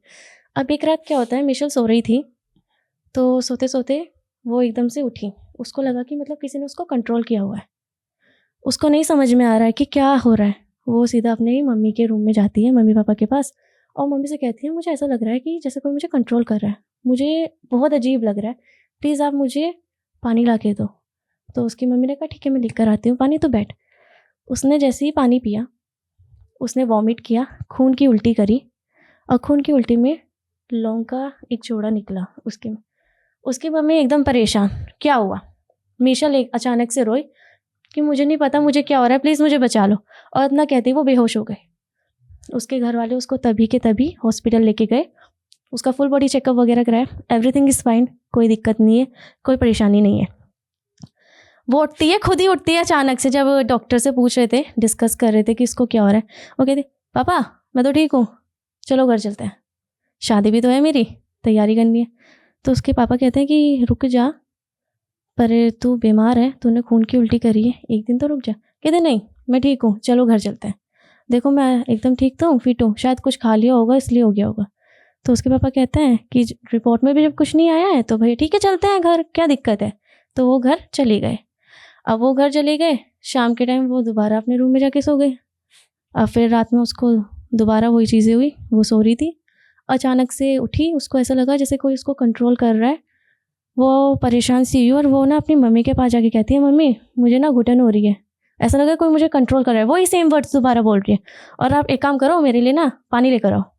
वो पानी लेकर आई उसकी मम्मी मिशेल की, पानी दिया, उसने पानी पिया, और वो दोबारा उल्टी करे खून की, और उल्टी करते करते वो दोबारा रोए, मम्मी प्लीज़ मुझे बचा लो, मुझे नहीं पता मुझे क्या हो रहा है, प्लीज़ मुझे बचा लो। और इतना कहते कहते वो हंसते हंसते अपने रूम में चली गई, बहुत बुरी तरह हंस रही है जैसे कि। और एक चीज़ जो मुझे ऋतु ने बताई, जो मेरी सीनियर है, कि मिशेल की मम्मी ने मुझे एक बात बताई थी कि जब वो हंस रही थी ना, तो उसके वो एक लड़की की वॉइस नहीं, वो मिशेल की वॉइस नहीं थी, वो कुछ और ही वॉइस आ रही थी उसके साथ साथ में। तो वो नहीं पता उनको कि भाई ये कौन हंस रहा है ऐसे, मतलब एक होता है ना लड़की का वॉइस आता है हंसते टाइम, नहीं, एक आदमी का वॉइस आ रहा था हंसते हुए, और वो हंसते हंसते हुए अपने रूम में चली गई। सभी पूरी फैमिली ने देखा ये चीज़, मिशेल के भाई ने, मिशेल के पापा ने, मिशेल की मम्मी ने, और वो लोग एकदम से डर गए। वो मिशेल के पास गए, मिशेल आराम से सो रही है, कहती नहीं मैं ठीक हूँ, आप जाओ। जब रूम में चली गई वो, आप जाओ। मिशेल के पेरेंट्स को कुछ समझ नहीं आ रहा भाई इस लड़की को हो क्या रहा है, अपनी मर्जी से ठीक है, अपनी मर्जी से कभी खून की उल्टी कर रही है, कभी हंस रही है, कुछ नहीं पता। अगले दिन वो सुबह उठती है, उसके पेरेंट्स बोलते हैं चलो हॉस्पिटल चलो, चेकअप कराना है, तुम ठीक नहीं हो। तो मिशेल ने एकदम से, आज तक उसने अपने पापा से बदतमीज़ी से बात नहीं करी, और उसने अपने पापा को बोला तू लेके जाएगा मुझे हॉस्पिटल, तू लेके जाके दिखा मुझे ले जाकर। तो उसके पेरेंट्स समझ गए भाई कुछ तो गड़बड़ है, हमारी मिशेल ऐसी नहीं थी। उन्होंने सबसे पहले कॉल करा अंजलि वगैरह को और ऋतु को कि तुम लोग कहीं गए थे क्या दिल्ली में। कहते नहीं, कहते मिशेल की तबीयत ख़राब है, तुम लोग जल्दी आ जाओ। अब मयंक को भी ये बात समझ में आ गई थी, क्योंकि मयंक को भी बताई गई, ऋतु ने कॉल करके बताया। ऋतु मयंक के कांटेक्ट में हमेशा रही, अंजलि से ज़्यादा ऋतु कांटेक्ट में रहती थी। अंजलि ने अभी तक अपनी फीलिंग्स कन्विंस नहीं करी है, और मयंक को मैं ये बात और बता देती हूँ। तो मयंक सब लोग आ गए, रितु उनके साथ ही आ गई थी मयंक के साथ। अब वो लोग मेरठ आते हैं तो इधर रितु के चाचा चाची भी आ गए। अब भाई भी था, तो उसने रितु ने काफ़ी टाइम से कुछ नहीं खाया हुआ था, तो वो एकदम से चिल्लाकर बोलती है जब मयंक वगैरह सब घर में पहुंच गए, मुझे भूख लग रही है अपने रूम से और मेरे लिए जल्दी खाना लेकर आओ। और चिल्ला रही है दबाकर, किसी को बात भी नहीं करने दे रही है, अपने रूम से ही बोल रही है, बाहर भी नहीं आ रही है। तो उसकी मम्मी बोलती है कि बाहर तो आ जाओ, मैंने टेबल पे लगाया हुआ है खाना, यहाँ आकर खा ले। नहीं, अंदर ही आओ। तो मयंक बोला कि रुको मैं लेके जाता हूँ। तो वो मम्मी बोली कि नहीं तुम मत जाओ, मैं जाती हूँ लेकर, जो मयंक की इन लो बनने वाली थी, मिशेल की मम्मी। मयंक ने कहा नहीं मैं ले जाऊंगा। कहते नहीं तुम रहने दो, मिशेल अब जैसी हो रही है तुम नहीं देख पाओगे उसको, क्योंकि मिशेल की पूरी हेल्थ ऐसी हो चुकी थी कि मतलब एक इतनी प्यारी बिंदास टाइप की लड़की, और अब पूरी बीमार हुई हुई है। उसको कुछ नहीं पता कि वो क्या कर रही है क्या नहीं कर रही है, उसको ये भी नहीं पता होता कि वो क्या बोल रही है। बाद में उसको गिल्ट होता है कि मैंने ये क्यों बोला इनको। अचानक से रूम से आवाज़ आनी बंद हो गई कि मुझे भूख लग रही है, क्योंकि वो काफ़ी टाइम से चिल्ला रही थी। तो जैसे ही मयंक वो खाने की प्लेट लेके जाता है रूम में, वो देखकर चौंक जाता है। बेसिकली मिशेल एक मरा हुआ चूहा खा रही थी कच्चा रूम में। उसके हाथ से जो खाने की प्लेट थी वो नीचे गिर गई, and he was like Michelle ये क्या है, क्या बदतमीज़ी हो रही है, ये काफ़ी ड्रामा हो गया है तुम्हारा, तुम शांत रहो और तमीज़ में बैठो, कैसे बैठे हो। क्योंकि मिशेल बेसिकली जब चूहा खा रही थी ना, वो मरा हुआ, वो उल्टी पड़ी हुई थी बेड पर और उसके बाल सारे नीचे ऐसे, और वो इस तरीके से चूहा खा रही थी। तो काफ़ी ज़्यादा डरावना था वो चीज़। जब मुझे रितु मेरे जो सीनियर है उन्होंने बताया कि मैंने ये खुद ने अपने आंखों से देखा इंसिडेंट्स, और उस टाइम तक मैं नहीं मानती थी कि भाई कोई घोस्ट वगैरह या कुछ नेगेटिव एनर्जी होती है, लेकिन जब मैंने वो मिशेल की हालत देखी ना, मैं समझ गई ये ठीक नहीं है, बिल्कुल भी ठीक नहीं है। अब मिशेल ने क्या किया कि जैसे मयंक उसको सुना रहा था, तो मिशेल ने कहा कौन है तू हाथ क्यों लगा रहा है मुझे। तो उसने कहा मैं मयंक हूँ, तुम्हारा मंगेतर। तो कहते तू बचाएगा उसको। इतना कहते ही मिशेल अपना सर दीवार में दे कर मार रही है और रुक नहीं रही है। उसके सर से खून आ रहा है, वो नहीं रुक रही है। तो ले बचा के दिखा, जितना मन करे उतना बचा के दिखा। और एक चीज़ और मयंक ने नोटिस करी थी, मिशेल के जो बॉडी पार्ट्स थे वहाँ पर कहीं ना मतलब रेड ना मार्क हुए हुए थे, जैसे खून रुक जाता है। हाँ, हाथ पे हो रहे हैं, नेक पर हो रहे हैं, और उसके पैरों पर हो रहे हैं, ऐसे मतलब कहीं ना कहीं मार्क थे जो मयंक ने नोटिस करा। पूरी फैमिली इस चीज़ को देखकर ना शॉक थी कि मतलब ये हो क्या रहा है मिशेल को। एक लड़की जो नॉर्मल लाइफ जी रही है, एक हैप्पी लाइफ जी रही है, फुल एकदम उसकी लाइफ में अच्छा चल रहा है, और एकदम से अब ऐसी हो चुकी है कि पता नहीं कब में मर जाए वो, उसकी हालत इतनी ख़राब है। तो पेरेंट, उसकी मम्मी रोने लग गई कि भाई देखो हमारी अकेली बेटी है, एक बेटी है भाई, तुम उसकी क्यों नहीं कोई ट्रीटमेंट उसका कराते, दवाइयाँ काम नहीं आने की इसकी हालत देखो, तुम हॉस्पिटल लेके जा रहे हो, उसको किसी और चीज़ की नीड है, प्लीज़ किसी पंडित को दिखाओ। उसकी मम्मी रो रही है बहुत बुरी तरह। अब यहाँ पर ही एक चीज़ और थी कि जो मयंक था वो मिशेल से ना थोड़ा सा ना दूरियां बना रहा था। जब से मिशेल मेरठ में आई थी दिल्ली से, थोड़ी दूरियां बनाना स्टार्ट के बाद उनके, हाँ, आफ्टर दिवाली के बाद। वो क्या था कि जब पहले होता था कि मिशेल को अगर कॉल करा, मिशेल ने कॉल पिक नहीं करा ना, तो वो हॉस्टल के सामने ही आ जाया करता था कि नीचे आओ। अब जब वो मिशेल मेरठ आ गई थी ना अपनी तबीयत ख़राब होते ही, तो वो अगर कॉल भी ना करे ना तो मयंक को कोई फ़र्क नहीं पड़ता था कि कोई बात नहीं कर रही कॉल, शायद बिजी होगी। तो वहाँ मयंक ना थोड़ी सी अपना डिस्टेंस बनाता जा रहा था। एक टाइम पर जो मयंक मिशेल को प्यार करता था, अब एक टाइम पर ऐसा है कि वो बात भी नहीं करा। और सबसे बड़ी बात, मिशेल की तबीयत के बारे में रितु ने बताया, मयंक को कहीं और से नहीं पता चली, रितु ने बताया, क्योंकि उसने कॉल ही नहीं करा मिशेल को। हाँ, मिशेल को कॉल ही नहीं करा। पता नहीं उसका भी एकदम से बिहेवियर चेंज होने लगा। और जब वो इंसिडेंट्स देखा था, जब वो चूहा खा रही थी कच्चा, तो उसके बाद ना मतलब सब फैमिली को ये था कि भाई इसके ऊपर कुछ तो बात है, ये कोई बीमारी तो ऐसी है नहीं, इसको पंडित को दिखाओ। अब जो मिशेल के चाचा हैं, उनके एक दोस्त थे, उन्होंने कहा कि भाई मेरी नज़र में एक पंडित है, आप उनके पास जाइए और मिशेल ठीक हो जाएगी। अब ये जो पंडित थे ये सांदन की साइड है, मेरठ में कोई जगह है सांदन, उधर की साइड के ये पंडित थे। तो मिशेल को वहाँ पे लेके जाया गया। अब उस टाइम पे जब मिशेल को लेके जा रहे थे ना, मिशेल की पूरी बॉडी पर रेड मार्क हुए हुए थे, पूरी बॉडी पर, और मिशेल चिल्ला रही थी कि मेरे को दर्द होता है। मतलब जब वो रहती थी ना रूम में अकेले, तो वो डेली मम्मी को ही बोलती थी कि मम्मी मुझे ऐसा लग रहा है कि जैसे कि मुझे ना कोई नोच रहा है अंदर से और मुझे घबराहट रहती है, मुझे ऐसा लगता है कोई कंट्रोल कर रहा है। तो जब वो उस पंडित के पास पहुंचे, मिशेल की पूरी फैमिली मिशेल को लेकर, और उस इंसिडेंस में मयंक नहीं था और ना ही रितु थी उसके पास। और अंजलि जो थी अंजलि थी साथ में, वो थी मिशेल के साथ में। तो पंडित जी के पास लेके जा रहे थे उन्हें। हाँ, रितु और मयंक जो मिशेल की बेस्ट फ्रेंड थी, वो दोनों नहीं थे वहां पर। मयंक दिल्ली में, रितु भी दिल्ली में, वो अपनी नॉर्मल लाइफ जी रहे थे उस टाइम पर। तो जब उसको लेके गया, मिशेल को लेके गए पंडित के पास, तो पंडित ने देखते ही बोल दिया कि आप अब क्यों लेकर आ रहे हो उसको, ये तो मरने वाली है, इसकी हालत देख रहे हो, जो उसको निशान हो रहे हैं, जो उसके अंदर बैठा शैतान है ना, वो उसको अंदर से नोच नोच के खा रहा है। जो उसके ऊपर छोड़ा गया है ना, वो भूखा था और उसके बदले ना इसकी बॉडी को ना उसको दान में दिया गया है कि भाई तुम मेरा काम करो और तुम्हें मैं एक शरीर दे रहा हूँ जिससे तुम अपनी भूख मिटा सकते हो। तो बेसिकली जो मार्क थे मिशेल के हाथ वाथ पे, पूरी बॉडी पर, वो ये थे कि वो जो अंदर शैतान था वो उसका मांस नोच नोच के खाता था, जिस वजह से वो मार्क पड़ रहे थे, उसको अंदर से खा रहा था। वो जो ब्लीडिंग भी होती थी वो नहीं होती थी, तो मार्क पड़ जाते थे उसके शरीर पर। और उसकी हालत ऐसी, मतलब मिशेल ने 15-20 दिन से खाना भी नहीं खाया था। उसकी हालत इतनी ख़राब कि उसे उठा के लेके जा रहे थे, ना वो चलने के कैपेबल ना कैसे। तो पंडित ने कहा आप इसको बैठाओ, इस बीच सर्कल से बना दिया था, और यहाँ पे बैठाने के बाद अब कोई भी इसके अंदर नहीं आएगा। उन्होंने भभूति निकाली, जो हवन कुंड की होती है ना, हमारे यहाँ कहते हैं हिंदू धर्म में कि सबसे बड़ा हथियार हमारा क्या होता है कि जो सामग्रियाँ होती हैं हवन कुंड की, वही सबसे ज़्यादा पवित्र होती है। तो उन्होंने वो सामग्री ली, सबको दी, खा के टेस्ट करो कैसी है। तो सबने कहा नॉर्मल है, भभूत है और इसमें सामग्री की स्मेल आ रही है बस, और घी की। तो उन्होंने मिशेल को दिया, मिशेल खाओ।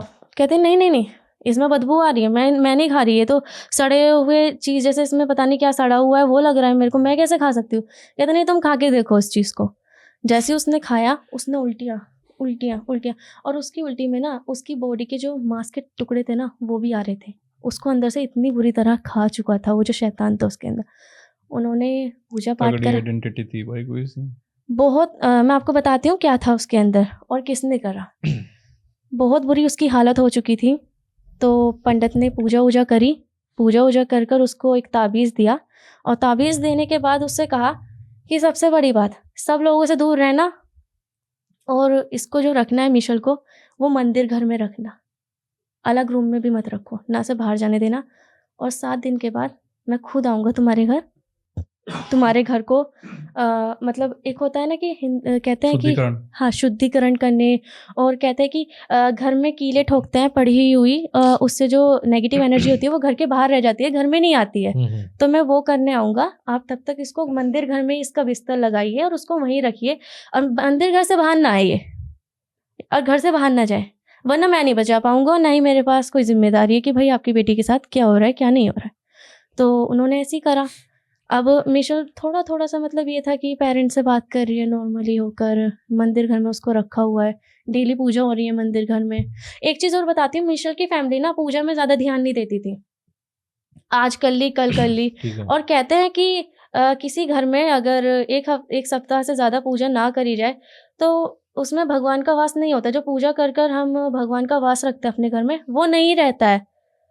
तो वो पूजा पाठ पे भी ध्यान नहीं देते थे। तो उसकी वजह से क्या था कि मिशेल की बॉडी पर जो एंटिटी थी उसने भी बहुत आराम से अपना कंट्रोल कर लिया था, तो कोई दिक्कत नहीं हुई थी उसे।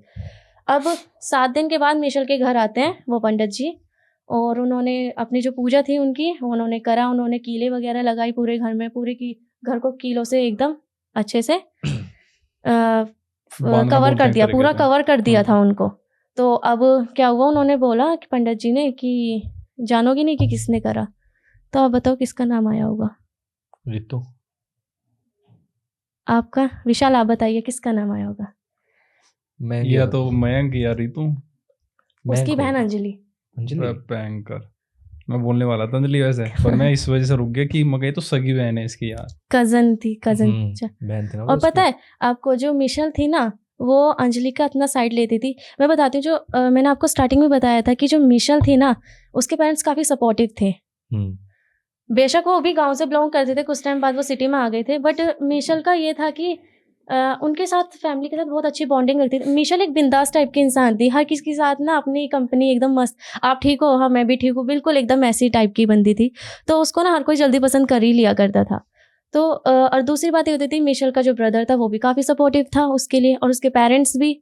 अगर पापा ने परमिशन नहीं दी तो मम्मी दिलवा दिया करती थी, और मम्मी ने नहीं दी तो भाई है। और जो अंजलि थी उसके घर में ऐसा नहीं था। अंजलि एक गांव से बिलोंग किया करती थी, क्योंकि जो मिशेल के चाचा थे वो गांव में ही रुक गए थे, और उस पे काफ़ी बाउंड्रीज थी, कंट्रोल करके रखते थे कि भाई नहीं तुम्हें ये नहीं करना, वो नहीं करना। तो जैसे ही अंजलि मिशेल के घर पर आया करती थी तो मिशेल उसको पार्टीज़ में भी लेके जाया करती थी, और उसको जो भी मतलब कुछ भी चाहिए तो वो मिशेल ही लाके दिया करती थी। तो अंजलि को स्टार्टिंग से ये था कि मेरा लॉ कॉलेज में भी जो एडमिशन हुआ है वो मिशेल के कहने पर हुआ, ना कि मेरे पेरेंट्स ने सुनी। तो अंजलि को एक रहता था कि जेलसी होता है ना, कहना कि हेट करने लगी थी सारी हाँ। चीज़ों की वजह से वो। कि भाई इसके साथ इतना अच्छा क्यों हो रहा है, मेरे साथ इतना बेकार क्यों, और हम एक ही फैमिली की डॉटर्स हैं। सबसे बड़ी बात यहाँ पे इफेक्ट पड़ता है कि हम एक ही फैमिली के हैं, तो मेरे पेरेंट्स मेरे लिए क्यों नहीं करते हैं जो मिशेल के लिए कर रहे हैं। अंजलि का ये मानना था। तो बस यही था कि जब उसका थोड़ा सा था कि हाँ उसको जलन होती थी, वो ठीक थी, लेकिन जब मयंक को देखा था तब उसकी मतलब जितनी भी हदें थी वो पार हो गई, और उसने सिर्फ ये सोच लिया था कि मयंक से शादी तो मैं ही करूँगी, और जितना भी सब कुछ ये मिशेल का है वो मेरा होगा एक दिन। तो उसने दिवाली वाली रात में कुछ साधना वगैरह करवाई पंडित से, कोई काली माँ का भक्त था उससे, और मिशेल के ऊपर एक एंटिटी छुड़वाई जो भूखी थी, और उसके मिशेल जो अंजलि थी उसने अपनी एक बात रखवाई कि मेरी शादी मयंक से होनी चाहिए, और जो भी सब कुछ मिशेल का है वो मेरा होना चाहिए, उसके बदले में मिशेल की बॉडी दूंगी तुम्हारी भूख ख़त्म करने के लिए। तो मतलब हम समझ भी नहीं सकते कि हमारा आसपास वाले जो पर्सन है उसकी क्या इंटेंशन है हमारे लिए। आप समझ सकते हो कि उसकी खुद की बहन जिसके लिए उसने इतना सब कुछ करा, उसके लिए ये सब चीज़ें करना सही था क्या। और दूसरी थिंग, मयंक भी एक डिस्टेंस बना चुका था मिशेल से, और एट द एंड मयंक ने मिशेल से शादी नहीं करी थी, अपनी इंगेजमेंट भी तोड़ दी थी, और उसकी शादी अंजलि से हुई। अच्छा। उसकी शादी अंजलि से हुई, और रितु ने ये बात मिशेल को बताई थी कि मैंने भी मयंक को प्रपोज किया था और मयंक ने मना कर दिया था बिकॉज ही लव्स यू। और मुझे भी इस चीज़ का कोई रिग्रेट नहीं था, बट मुझे नहीं पता था कि अंजलि के दिमाग में ये सब चीज़ें चल रही हैं। अगर मुझे पता होता तो मैं उसको रोक देती। ये स्टोरी थी। लेकिन जहाँ तक इस सिचुएशन पे जहाँ तक जा चुकी थी, मुझे नहीं लगता कि वो रुकने वाली थी किसी से भी। नहीं रुकती वो, उसकी बहुत ज़्यादा हालत ख़राब थी। और अब मिशेल वगैरह की जो फैमिली है वो मेरठ में नहीं है, वो बेंगलोर शिफ्ट हो चुके हैं, सब चीज़ यहाँ से बेच कर। और जो मिशेल की फैमिली थी उन्होंने अपने जो मिशेल के चाचा वगैरह हैं उन सबसे सारे रिश्ते तोड़ दिए हैं। और अभी हेल्थ कैसी है उनकी? वो डिप्रेशन में है। तो वो ठीक कैसे हुई मिशेल पे? मिशेल, उन्होंने जो पंडित थे उन्होंने साधना वाधना करी, उनके लिए पूजा पाठ कराए, हवन को उनका जो कहते हैं ना कि हनुमान जी जो होते हैं वो विघ्नहर्ता होते हैं भाई संग, तो उनकी पाठ वाठ कराए गए थे, हनुमान चालीसा का पाठ हुआ, उनको भभूत वगैरह दी गई है, ताबीज़ वगैरह बनवाए थे। तो काफ़ी लंबी साधना हुई थी जिसकी वजह से वो बच पाई, वरना वो नहीं बचती। बट उसी बीच में ना अंजलि की शादी मयंक से हुई थी। तो ये अंजलि ने मयंक को ऊपर भी कुछ कराया था क्या? नहीं, मयंक तो फिर वो कैसे दूर हुआ था उससे? वो मैं बता तो रही हूँ कि जो अंजलि थी उन्होंने जब ये एंटिटी छुड़वाई थी मिशेल के ऊपर, तो उन्होंने एक बात बोली थी कि जो सब कुछ मिशेल का है वो मेरा होना चाहिए और मेरी शादी मयंक से होनी चाहिए। अच्छा। मैं तुम्हें मिशेल की बॉडी दूंगी तुम्हारी भूख मिटाने के लिए, जो जितने भी तुम भूखे हो तुम मिशेल को खाओ। तो जो एंटिटी जो थी वो मिशेल के बॉडी के अंदर मिशेल को ही खा रही थी धीरे धीरे। जो मिशेल के मार्क वगैरह पड़ गए थे वो तभी आए थे। कुछ ज़्यादा खतरनाक एंटिटी थी भाई साहब ये तो। और मिशेल सोच भी नहीं सकती थी कि मेरी सगी बहन ने ऐसा करा। और जब मैंने ये बात सुनी मेरी सीनियर रितु से तो मैं काफ़ी शॉक थी। मैंने कहा सच में ये स्टोरी सच में? कहने लगी कि मुझे पता है कि तुम नहीं बिलीव करोगी इस चीज़ पर, मैं भी नहीं करती थी इन चीज़ों पर, बट जब आंखों के सामने होता है ना तो हर चीज़ें भरोसेमंद हो जाती हैं। और भगवान ना करे तुम्हारे साथ ऐसा कुछ हो, लेकिन ये बात सच थी और मैं काफ़ी शॉक थी उस दिन। मतलब मैंने अपने घर में भी जाके ये बात बताई कि हमें नहीं पता होता कि सामने वाला बंदा क्या इंटेंशन लेके बैठा हुआ है हमारे लिए, हम तो उसका अच्छा ही सोचते हैं। तो वैसे भी लोग बाग ज़्यादा डबल फेसेस हो रहे हैं, बहुत ज़्यादा, पीछे कुछ बहुत ज़्यादा। तो भाई साहब का क्या हो रहा है? अब नहीं अपनी खुद की बहन भाई साहब। अब मिशेल थोड़ा थोड़ा रिकवर कर रही है, बस वो डिप्रेशन में, क्योंकि जिसको वो पसंद करती थी उसी की बहन से उसकी शादी हुई भाई है, तो वो देखती है भाई, कहीं ना कहीं तो दिख ही जाते हैं। तो जैसे चीजें खुली तो मतलब जो अंजलि के पेरेंट्स थे उन्होंने कुछ नहीं करा कि तुमने ऐसा क्यों इन्होंने, करा? मैं बता तो रही हूँ, मिशेल की फैमिली ने सारे रिश्ते वगैरह सब तोड़ दिए। नहीं, जो अंजलि के पेरेंट्स थे नहीं करा। क्योंकि अपने बच्चे के लिए कौन क्या कर रहा है? अपने बच्चों को क्या ही लेकिन जो कहेगी? उसने करा वो तो बहुत गलत था ना। अपने बच्चे के लिए कोई कुछ नहीं अपने करता। बच्चों को तो क्या ही कहेगी मगर। आपको मैं एक बात बताती हूँ, चाहे अपने बच्चे की कितनी भी गलती हो, we are a law student और हम देखते हैं खुद ही, अपने बच्चे की कितनी भी गलती हो, लेकिन कभी भी अपने बच्चे की गलती नहीं निकालते। सामने वाले बच्चे की गलती निकाल देंगे, अपने की नहीं निकालेंगे। तो ये होता है, अपने बच्चे को हमेशा सिक्योर करके रखते हैं। आप महाभारत का ही ले लीजिए ना, पांडव और गौरव, गलती थी ना गौरव की, लेकिन फिर भी किसकी साइड ली? गौरवों की साइड। बिल्कुल, ये तो है। निधि, आप एक और रियल इंसिडेंट बता रही थी। हाँ, इसके बारे में। ये वाला इंसिडेंस हमारे साथ ही हुआ था। हम लोग राजस्थान में गए थे लास्ट ईयर ट्रिप पर, और ये बात अगस्त की है, अभी जो 2024 का अगस्त गया है, जी। तब हम राजस्थान में गए हुए थे ट्रिप पर।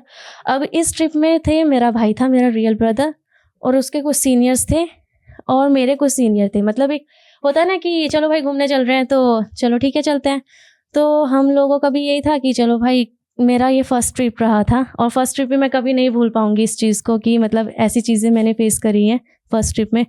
मैं अपनी इस स्टोरी को सुनाने से पहले 2 बात बोलना चाहूँगी कि कहते हैं ना कि कुछ बातें होती हैं, कभी जानने से अच्छा है उसको अनजाने रहने दे, वरना अपना सर फट जाता है, कहते हैं। और कुछ चीज़ें होती हैं कि जो सीक्रेट है, रहस्य है, उसको रहस्य ही रहने दो।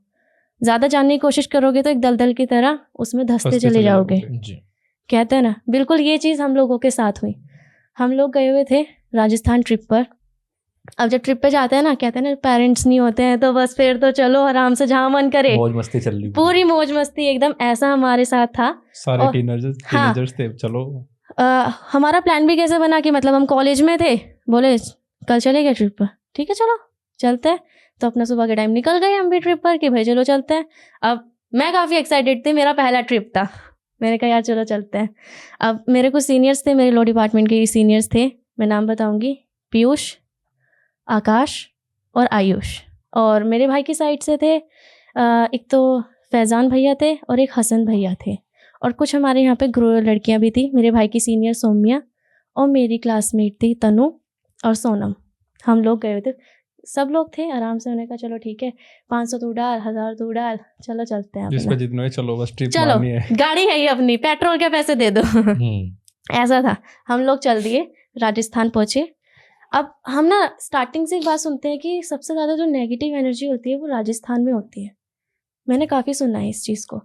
तो बस हम ऐसी गाड़ी में जा रहे थे तो बैठे बैठे बोले कि भाई चलो यार राजस्थान में कोई भूत मिल जाए तो मज़ा ही आ जाए। हमने तो बोला मजाक में, लेकिन हमारे साथ जो हुआ वो सच में होने लगा। हम लोग गए, जब हम अजमेर पहुँचे तो वहाँ पर एक क्या बोलते हैं, भानगढ़ नाम का एक किला था। वहाँ पर हम लोग गए तो वो काफ़ी मतलब काफ़ी पुराना है और उससे रिलेटेड काफ़ी स्टोरीज भी हैं। नहीं, वो तो एशिया में टॉप पाता है भानगढ़ का, बहुत ज़्यादा स्टोरीज उससे रिलेटेड है। तो जब हम लोग गए तो मेरे जो सीनियर है पीयूष भाई, उन्होंने बोला यार यहाँ से एक भूतनी मिल जाए तो आराम से सिंगल लाइफ है, कम से कम भूतनी को ही लेके चलते हैं साथ में, कम से कम कोई तो साथ में होगा। हमने कहा कोई बात नहीं, भगवान करे तुम्हारी दुआ कबूल हो तुम्हारे साथ एक भूतनी ही जाए।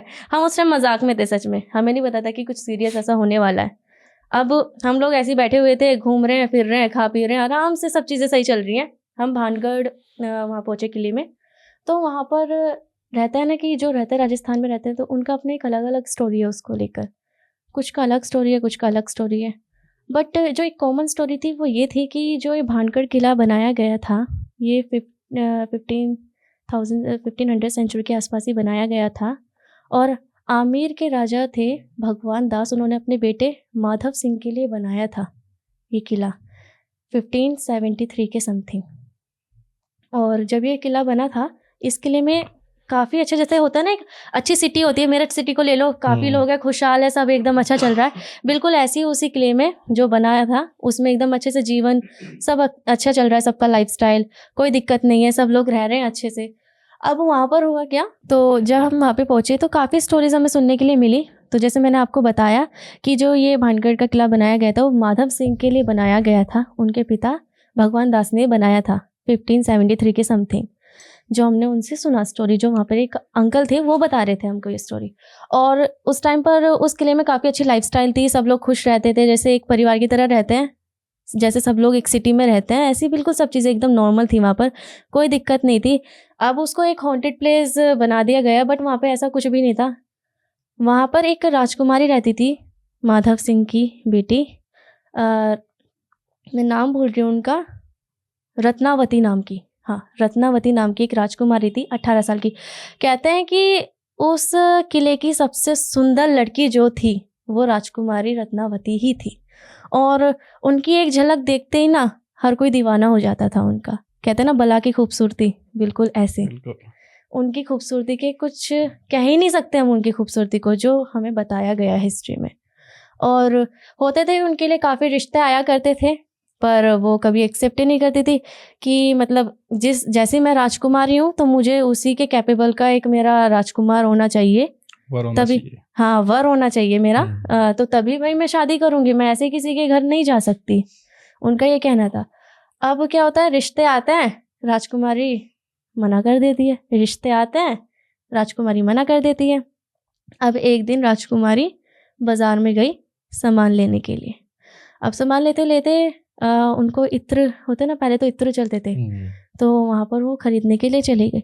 अब जब से वहाँ खरीदने के लिए गई तो वहाँ पर एक अघोरी था, संज्ञा सेवड़ा नाम का एक अघोरी था, जिसने राजकुमारी को देखा, रत्नावती को।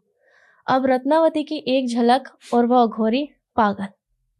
उसके मतलब उसको ये था कि कितनी बला की खूबसूरत है, मैंने आज तक ऐसी खूबसूरत लड़की कभी नहीं देखी, आज तक नहीं देखी मैंने, और ये कितनी खूबसूरत है। तो उन्होंने कहा कि ये तो सुंदरी मेरी होनी चाहिए। अब एक अघोरी ने ये बात सोची है, देखो जो पूजा पाठ करते हैं, जो सन्यासी हो जाते हैं, वैसे सन्यासी होते हैं, सन्यासी होते। तो अब मैं तभी तो बता रही हूँ, रत्नावती की खूबसूरती ही ऐसी थी कि सन्यासी भी उसके लिए पागल हो जाते थे, तो आप सोच सकते हो कितनी खूबसूरत रही होंगी वो। अब उन्होंने क्या काम करा, जो वो अघोरी थे सन्यासी, उन्होंने एक इत्र की बोतल ली और उस पर अपनी शक्तियों का इस्तेमाल करना शुरू करा और उस पर काला जादू करना शुरू करा। अब जैसे जैसे वो करते रहे, वो खरीद रही थी तब तक सामान, उन्होंने वो इत्र की बोतल वहीं रख दी और राजकुमारी ने वो इत्र की बोतल खरीदी, वही वाली खरीदी, क्योंकि जो खरीदी हुई थी ना वो ऐसे रखी हुई होंगी, जो नहीं खरीदी वो इधर। तो अब क्या था कि वो अपना महल की ओर जाने लगी आगे। अब जैसे जैसे वो महल की ओर आगे जा रही थी तो जो राजकुमारी थी उनकी एक दासी ने देख लिया था कि भाई ये अघोरी ने वहाँ पर इस पर काला जादू करा है। तो उसने कहा, दासी ने राजकुमारी से, कि राजकुमारी इस पर जो अघोरी था उसने अपना काला जादू करा है और इस बोतल पे। तो वो सुनते ही बात, राजकुमारी ने वो बोतल ली और जो पत्थर था एक बड़ा चट्टान उस पर देकर मारी, राजकुमारी वहाँ से चली गई। कुछ टाइम के बाद वो जो पत्थर था वो खुद ही लुढ़कता लुढ़कता लुढ़कता आगे जा रहा था अघोरी के पास। अब मैं बताती हूँ अघोरी ने क्या जादू करा था उस पर। उस बोतल में ये जादू किया था कि जो भी इस इत्र को लगाएगा वो मेरी तरफ खींचा चलाएगा।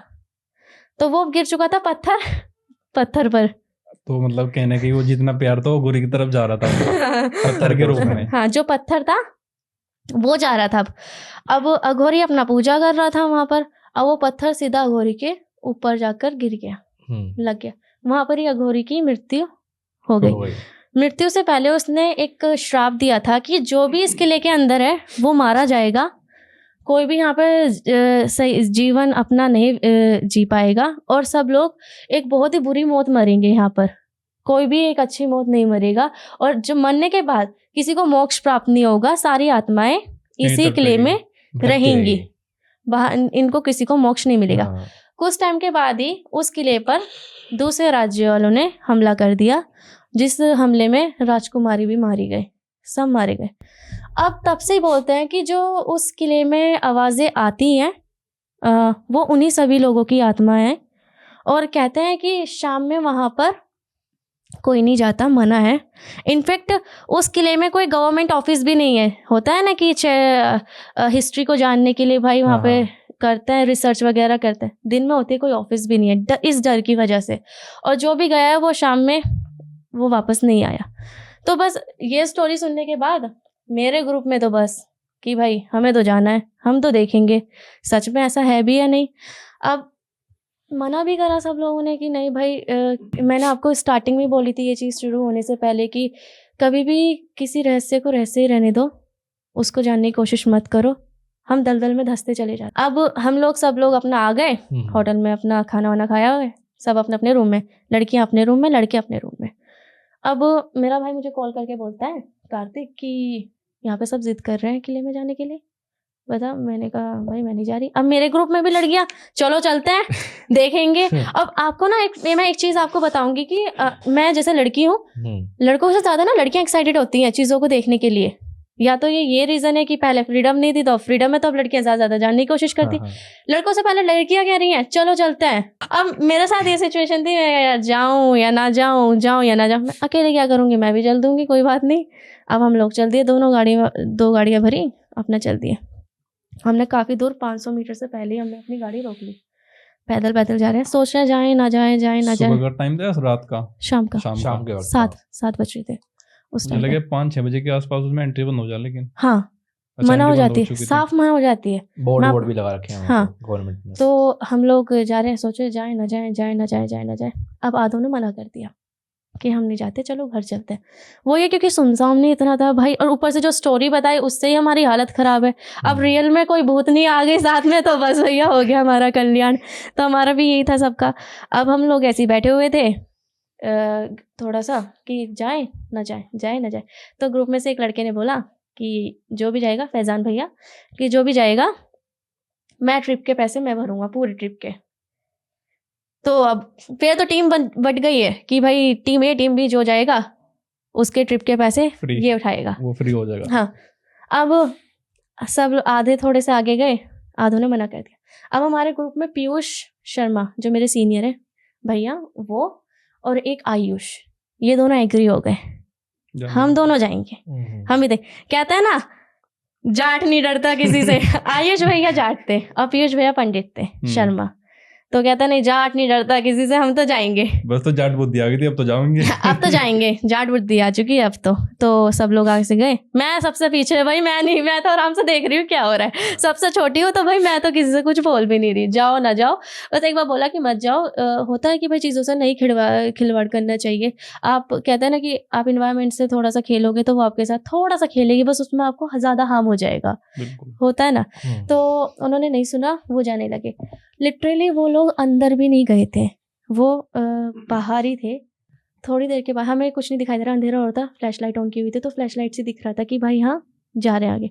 वहाँ से चिल्लाने की आवाज़ आती है और वो लोग ऐसे मतलब रो रहे हैं बैठे हुए, पीयूष भैया, उनकी हालत ख़राब है वहाँ पर कि प्लीज लेके चलो यहाँ से, यहाँ से लेके चलो। अंदर गए नहीं गए थे, बाहर ही उनकी हालत खराब हो गई। हाँ बाहर ही उनकी हालत खराब हो गई कि लेके चलो, यहाँ तो आवाज आ रही है मेरे कानों में, चिल्ला रहा है कोई, मुझे नहीं पता, रो रहा है कोई, लेके चलो लेके चलो। अब हम जब लेके गए, जब तक हम होटल पहुंचे, उनका हाई फीवर, उनको फिर हम हॉस्पिटल लेके गए। पीयूष वही था जो जाट था? हाँ नहीं, पीयूष पंडित और आयुष जाट। जाट को लेगा कुछ नहीं, जाट थोड़ा सा पीछे था, पंडित आगे जा रहा था। उनको ज्यादा थी, उनको ये था कि भाई आज तो फ्री में करवाएंगे पूरी ट्रिप, और आज फैजान की तो भाई साहब हालत खराब ही कर देंगे, अब तो पूरे ट्रिप में मजे लेंगे। जहाँ 2 दिन के बाद जाने वाले थे वहाँ 5 दिन में जाएंगे अब, ऐसा था। तो उन दोनों के हाई फीवर हो चुका है बहुत ज्यादा, हॉस्पिटल में लेके गए। सुबह तक होश आया। सुबह होश आने के बाद हमने पूछा क्या हुआ था, उन्होंने कहा कुछ नहीं, सब अंधेरा अंधेरा था, हम अंदर भी नहीं गए, चलो घर चलते हैं अपना। मैंने कहा ठीक है भाई चलते हैं, क्योंकि भाई अब उस इंसिडेंट्स के बाद कोई भी रहना नहीं चाहता था वहाँ पर। हम लोग घर आ गए। मैं अपना कॉलेज में बिजी थी, सब लोग अपने अपने काम में बिजी, किसी से कोई कांटेक्ट नहीं हो पा रहा। अब हमारे एग्ज़ाम आने वाले थे, कहते हैं कि इंटरनल एग्ज़ाम वो आ रहे थे। तो पहला हमारा डिसाइड हुआ था कि हम फर्स्ट इंटरनल देंगे सब, और सेकेंड हम नहीं देंगे, फिर सीधा सेमेस्टर्स देंगे। तो हमने फर्स्ट भी इंटरनल नहीं दिए थे इस चीज़ की वजह से। अब मैं बताती हूँ आगे हुआ क्या। हम लोग अपना बैठे हुए हैं, पीयूष भाई से कांटेक्ट कर रहे हैं, कांटेक्ट नहीं हो रहा हमारा।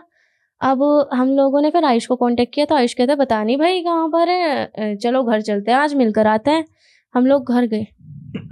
घर में उनकी हालत ऐसी ख़राब, वो किसी से बोलते ही नहीं। जैसे हम जाते हैं ना तो एकदम खुश हो जाते हैं कि आओ आओ बैठो, चुपचाप बैठे हुए हैं। कहते हैं हम ऐसी चाय वाय पी रहे हैं, कहते कब जाओगे?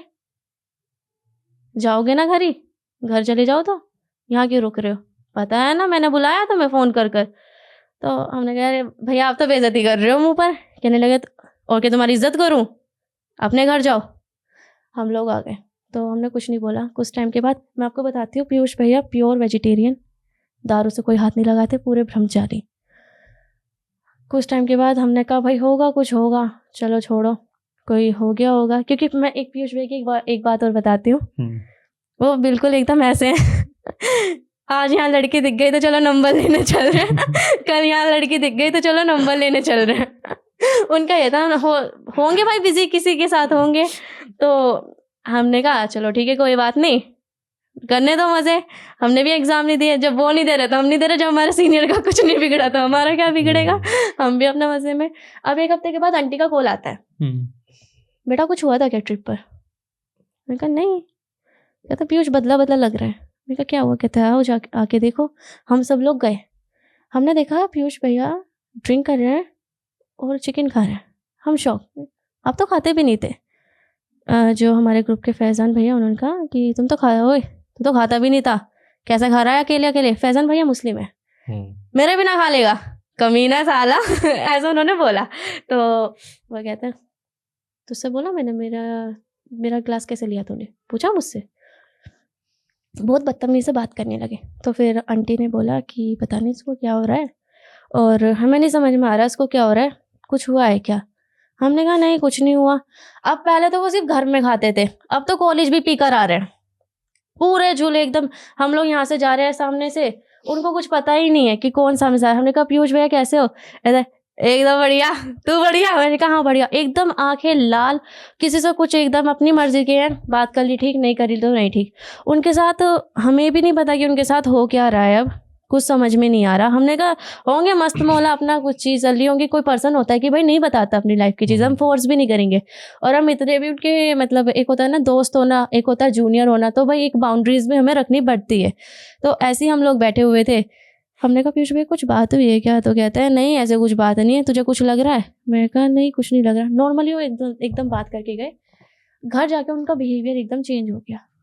वो अपनी मम्मी से बदतमीज़ी से बात कर रहे हैं, अपने पापा से बदतमीज़ी से बात कर रहे हैं और गाली दे रहे हैं, गाली गलौज चल रहा है पूरा दबा के। तो उनकी मम्मी ने हमें दोबारा फ़ोन करा, हमने बता दिया फिर उनको कि भाई हम राजस्थान गए थे और ऐसे ऐसे, मतलब अंदर एंटर नहीं करा उन्होंने, बट तब से यह है कि जो हमारे भी कॉल्स को नहीं पिक करते हैं और नहीं हमें अवॉइड कर रहे हैं, बहुत ज़्यादा इग्नोर चल रहा है हमको। तो उन्होंने, आंटी ने बताया कि आए दिन दारू पीता है, आए दिन चिकन खा रहा है, मुंह से मांगता है चिकन कि भाई मुझे नॉनवेज ला के दो। और जबकि ये लड़का नॉनवेज को हाथ भी नहीं लगाता था, वो नॉनवेज खा रहा है मुंह से मांग मांग कर। तो कुछ तो बात है। हमने कहा आंटी ऐसे ऐसे बात हुई थी और हम वहाँ चले गए थे, हमें स्टोरी बताई। आंटी ने जो ये बात मैंने आपको बताई थी ना कि कभी भी रहस्य को जानने की कोशिश मत करो, यह मैं आंटी ने बताई थी कि बेटा तुम मुझे पहले तो बता देते, तुमने तो मुझे कुछ भी नहीं बताया। अब मेरे भाई से उस टाइम आंटी की बात हुई थी, तो फिर वो पीयूष भैया को लेके गए पंडित के पास। तो पीयूष भैया मस्त एकदम पूरे नशे में, कोई फ़र्क नहीं पड़ रहा कि कौन है कहाँ है। गाली गलौज कर रहे हैं पंडित को भी, तू करेगा ठीक। बहुत बुरी हालत है एकदम। उस टाइम पर क्या हुआ, पंडित ने कुछ नहीं कहा क्योंकि वो देखने ही नहीं दे रहे थे। वो घर आ गए, पंडित ने उनसे पीयूष भैया की मम्मी से उनके पहना हुआ कपड़ा और जिससे कॉम करते हैं बालों को, वो एक कंघा मंगा लिया कि भाई आप वो ले आओ, मैं बता दूंगा। अब जैसे उन्होंने वो कंघा और वो कंघा देखा और कपड़े देखे, तो उन्होंने बता दिया आपके बेटे के साथ एक एंटिटी आई है वहाँ से। अब वो एंटिटी आपके बेटे को धीरे धीरे अपने कंट्रोल में कर रही है। अगर अभी टाइम से कर लोगे तो ठीक है, वरना नहीं, आपका बेटा गया। अब तो बस अब उनको पंडित के पास लेके गए, उनका ट्रीटमेंट वगैरह कराना शुरू करा। अब ट्रीटमेंट के टाइम पे भैया की एक आदत थी कि वो जब भी ट्रीटमेंट करने की कोशिश करें वो करने ना दे, वो मतलब कभी भड़क जाए, गाली गलौज ज़्यादा कर रहे हैं और बार बार बोल रहे हैं कि ये क्या बकवास हो रहा है, मुझे यहाँ से जाने दो, मेरा टाइम वेस्ट कर रहे हो, तुम कुछ नहीं करने के, मैं एकदम ठीक हूँ, क्या हुआ मुझे, मैं देखो एकदम फिट एंड फाइन हूँ, मुझे छोड़ो यहाँ से। पूरा एकदम ड्रामा उन्होंने कर रखा है। अब वो पंडित ने कहा भाई देखो हमारे बस की नहीं है, हमारे कंट्रोल में तो आ नहीं रहा, तुम किसी और को दिखाओ। अब आंटी बहुत ज़्यादा परेशान थी कि भाई ये हो क्या रहा है। सबको ये मतलब कहते हैं ना कि एकदम इग्नोर करना, कुछ नहीं करना, घर में बैठे रहना, ना बाहर आना। वो इंसान जो घूमने फिरने में सबसे अच्छा है वो बाहर ही नहीं आ रहा बिल्कुल भी। तो अब आगे क्या हुआ कि एक मौलवी होता है ना, उन्होंने कहा कि भाई उस दरगाह पे लेके जाओ, राजस्थान में अजमेर में एक दरगाह है जो सबसे ज़्यादा फेमस है, वहाँ लेके जाओ, ठीक हो जाएगा। जो चीज़ जहाँ से आई है वो चीज़ वहीं छोड़ कर आओ, हम नहीं कर सकते। अब उनको लेके गए राजस्थान अजमेर में दरगाह पर, वहाँ उनका ट्रीटमेंट हुआ। हम लोग भी चले गए भाई, क्योंकि हमें भी लेके गई आंटी कि भाई चलो। हम लोग गए। हमने बेसिकली जब उनका ट्रीटमेंट होते हुए देखा, हम जैसे ही हम अंदर दरगाह में गए ना, वहाँ लोग हवा में ऐसे मतलब ऐसे उड़े हुए थे, ऐसे रियलिटी में उड़ रहे थे वहाँ पर दरगाह में। हम मेरी हालत खराब कि भाई मैं नहीं जाने की ट्रिप पर अब इन लोगों के साथ। अब ऐसे सिचुएशन में मेरे को हंसी भी आ रही है और मेरे को डर भी लग रहा है, मतलब मेरी पूरी हालत ख़राब है। मेरा भाई है साथ में और बाकी फ्रेंड्स है भाई, सबने कहा कि भाई अपने ग्रुप का है, हमारी जिम्मेदारी है तो हम चलेंगे साथ में।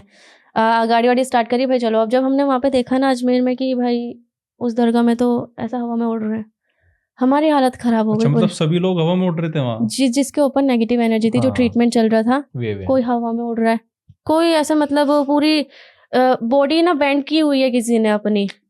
बहुत बुरी हालत, बहुत बुरी हालत। और उस क्या बोलते हैं दरगाह को बहुत ज़्यादा मानते हैं, अजमेर की फेमस दरगाह है। कहते हैं कि पाकिस्तान का भी एक मिनिस्टर था जो अपनी विश मांग के गया था उस दरगाह पर, और चादर चढ़ाने के लिए खुद आया था इंडिया में। उस दरगाह पे काफ़ी फेमस है, वहाँ की मन्नतें पूरी होती हैं। अब जब वहाँ पे लेके गए, उनका ट्रीटमेंट होना स्टार्ट हुआ। अब जब ट्रीटमेंट हो ना, तो जैसे भैया चिल्लाए ना, तो पीछे से कोई सी औरत की आवाज़ है, पता नहीं कौन। हम लोग डर गए भाई, मैं बाहर आ गई, मुझसे नहीं देखा गया। अब उनका ट्रीटमेंट वगैरह अंदर हुआ होगा, तब फिर आंटी ने हमें दोबारा एक बात बोली, कभी भी किसी चीज़ को नहीं छेड़ना चाहिए। अगर तुम प्रगति के साथ, किसी इन्वायरमेंट के साथ कुछ भी छेड़छाड़ करोगे, वो तुम्हारे साथ छेड़छाड़ करेगा। रहसे को रहसे रहने दो, उसको समझने की कोशिश मत करो। ये वो स्टोरी थी। तो यहाँ पे जाके चीजें सब अभी ठीक है? वो हाँ सब ठीक है। राजस्थान तो हम घूमेंगे ही नहीं बिल्कुल नहीं, सिंगल रह लेंगे। लेकिन उस दरगाह के बाद वहीं सब खत्म हो गया था? हाँ वहीं सब खत्म हो गया, सब ठीक हो गया था। उनको धागे वगैरह भी दिए हुए हैं जो वो पहन के रखते हैं अब अपने पास, हमेशा उनके हाथ में बंधा हुआ है। अब सब चीजें ठीक है एकदम। और जो तुम्हारा और फ्रेंड सर्कल था, उनके साथ कभी कुछ ऐसा हो वहां से आने के बाद? नहीं हम लोग आगे, हम लोग गए ही नहीं थे, वो लोग आगे गए थे। जो आगे पीयूष गया था सिर्फ उसी के साथ हुआ? हाँ पीयूष के साथ हुआ। पीयूष के साथ एक नेगेटिव एनर्जी आई जो एक औरत की थी, और वो काफी पुरानी एनर्जी थी। मैंने आपको बताया कि जो यहाँ के पंडित थे उन्होंने साफ मना कर दिया था कि जो चीज जहाँ से आई है उसको वहीं छोड़ो, वहीं उसका ट्रीटमेंट कराओ। तो उन्होंने बोला था कि आप इस दरगाह में जाओ। एक हिंदू फैमिली दरगाह में गई थी, मुस्लिम मस्जिद में, देख रहे हो आप जी। तो मतलब कहता है ना कि बच्चे के लिए कुछ भी करेंगे। मैंने आपको एक बात और बताई थी कि चाहे अपने बच्चे की कितनी भी गलती हो, लेकिन कभी गलती नहीं मानेंगे। यहाँ पर एक बच्चे के लिए एक हिंदू फैमिली एक मस्जिद में भी गई थी, वहाँ पर उनका ट्रीटमेंट कराया, और जो चीज़ वहाँ की थी वो चीज़ वहीं छोड़ दी गई। ये स्टोरी थी भाई, बहुत खतरनाक थी दोनों स्टोरी, एकदम कैडी। Thank you. मेरा मानना है कि अगर कुछ चीज़ें हैं जो हमारे पेरेंट्स बोल रहे हैं, उस चीज़ को इग्नोर कर देंगे तो ज़्यादा बेटर रहेगा। पर वो है ना कि हम लोगों को, आज की जनरेशन को जानने की बहुत कोशिश है। एक आपने केस भी पढ़ा होगा कि 3 दोस्तों ने एक प्लान बनाया था कि जो भी पीपल के पेड़ के नीचे कील गाड़ कर आएगा रात में अमावस्या वाले दिन, वो जीतेगा। एक बैट लगाई थी, और जब एक लड़का गया था पीपल के पेड़ के नीचे कील गाड़ने, तो उसने जल्दी के चक्कर में अपने कपड़े में ही कील गाड़ दी थी। जो उसने टी शर्ट या शर्ट वेयर किया होगा वो पीछे से उसके कपड़े में भी लग गई, और जैसे ही वो भागा तो उसका कपड़ा अटक गया था कील में। तो उसको ये लगा कि क्या बोलते, किसी पीछे एंटिटी ने, किसी भूत ने उसको पकड़ लिया है। और वो हार्ट अटैक से मर गया था वहीं पर ये केस आया था। तो आप देख रहे हो ना, मतलब हमारे यहाँ है तो जानने की, लेकिन हिम्मत नहीं है फेस करने का। और फिर सबसे बड़ी बात यह है कि मेरठ की स्टोरीज है ना ये अपनी। हाँ, मेरठ का रियल इंसिडेंट है ये, मेरठ का रियल इंसिडेंट है। आप ये देखिए, और जो मिशल थी वो भी अब बैंगलोर में है, और हमारे सीनियर तो ठीक ही हैं, पर उन्होंने कसम खा ली भाई हम राजस्थान तो जाएंगे नहीं। अच्छा, बिल्कुल नहीं करेंगे ये काम। नहीं चाहिए यार अब तो उन्हें बिल्कुल। हाँ, तो निधि जी, हम अपनी स्टोरी हमारे ऑडियंस के साथ शेयर करने के लिए बहुत बहुत धन्यवाद। और ये चीज़ें ऐसी थी कि हम वहाँ तक सोच भी नहीं सकते, एक नॉर्मल ह्यूमन माइंड वहाँ तक जा ही नहीं सकता जो चीज़ें हुई। हम हमेशा ये कहते हैं कि कभी भी ऐसी जगह जाओ तो जो चीज़ तुम बोल रहे हो उसे बहुत ध्यान से बोल लो, क्योंकि कुछ किसी टाइम का कुछ नहीं पता तुम्हारे साथ क्या हो जाए। वहाँ किसी चीज़ को कभी भी अंडर एस्टिमेट मत करो। आराम से जाओ, घूमने की जगह है, शांति से घूम के आओ। लेकिन ऐसे कुछ वहाँ पर बोलना या फिर बहुत सारी चीज़ें जैसे कि शाम के टाइम बंद होता है, शाम के टाइम जाना, तो ये चीज़ें सही नहीं होती। सबका अपना अपना तरीका है। जो एंटिटी हो सकती है उसमें आप सोच भी नहीं सकते कि वो कितनी पावरफुल हो सकती है। एक नॉर्मल ह्यूमन के लिए उससे टैकल करना कभी पॉसिबल ना था और ना कभी होगा। तो इसी के साथ इस पॉडकास्ट को करते हैं एंड। और अपना बहुत सारा ध्यान रख के कहीं भी जाओ बहुत ध्यान से जाओ। सबका ध्यान रखो। जय श्री राम।